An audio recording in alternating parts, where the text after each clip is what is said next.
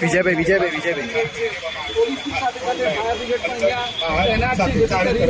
ઇમરજન્સીની રસ્તા છે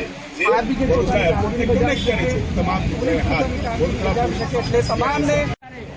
ચાપતો પોલીસ બંદોબસ્ત કહી શકાય કે પ્રકારનો પોલીસ બંદોબસ્ત અહીંયા લોખંડી પોલીસ બંદોબસ્ત જોવા મળી રહ્યો છે. તમામને સઘન રીતે ચેક કરી છે, પરંતુ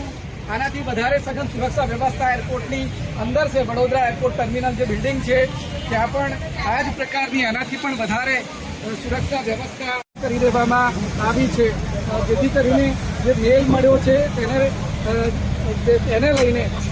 વધારે ગંભીર વડોદરા પોલીસ કઈથી ધમકીભર્યો મેલ મળ્યો છે અને આ ધમકીભર્યો મેલ કોણે આપ્યા હતો તેની પોલીસ તપાસ કરી રહી છે. જે પ્રમાણે મળ્યો છે